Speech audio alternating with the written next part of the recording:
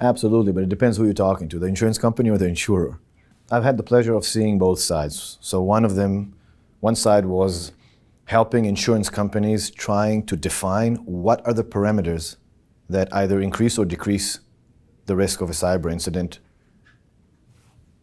It's not happening, but snowballing into something very expensive. And then I've had the pleasure of walking a client or clients of ours through conversations with the insurance company after something happened. And that's very, very unique, very different perspectives of the two sides to the coin.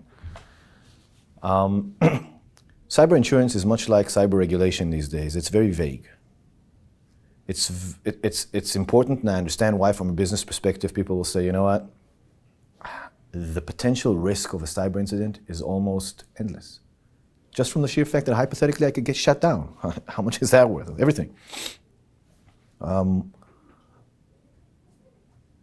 So not having it would almost seem negligent from a board CEO perspective. But then what are the requirements? It's like the regulation requirement. What's a GDPR requirement? It says you have to have adequate security. What is adequate security? Who defines adequate? That will find out if something happens to you and I need to pay. And I'm not saying that to be cynical. I understand the business model behind it, but it's very difficult to predefine it.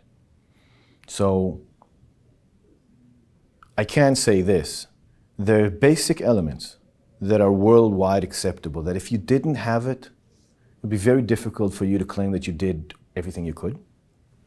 And if you do have them, it's very difficult for the other side to say you were negligent.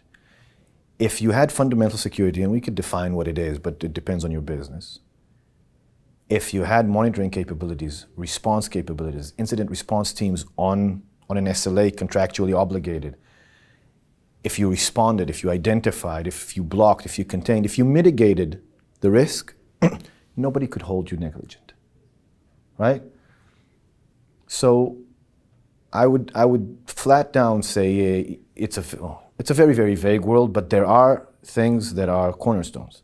There's no arguing about it. I guarantee you that as it evolves, if you don't have 24/7 monitoring, you're not going to get covered. It'll just evolve into it, because you want me to cover your cyber insurance company, but then you could get hit on Friday evening and nobody will know about it till Monday afternoon. Nobody will cover that.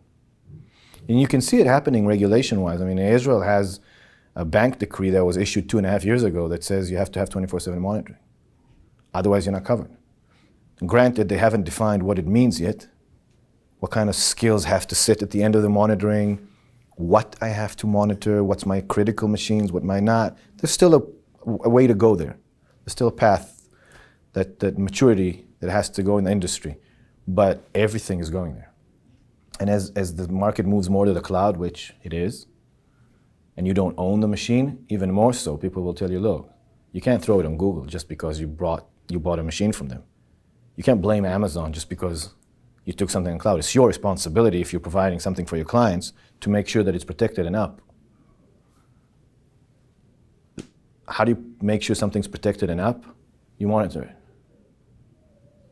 It is inevitable. You could talk or argue to the quality of it or to the extent of it, but it's going to be, it already is a requirement for the regulated area. So I strongly believe insurance is going to stay vague for a little bit, but no serious insurance company will provide you full insurance or a high coverage unless you have certain things. One of them is going to be 24/7 monitoring.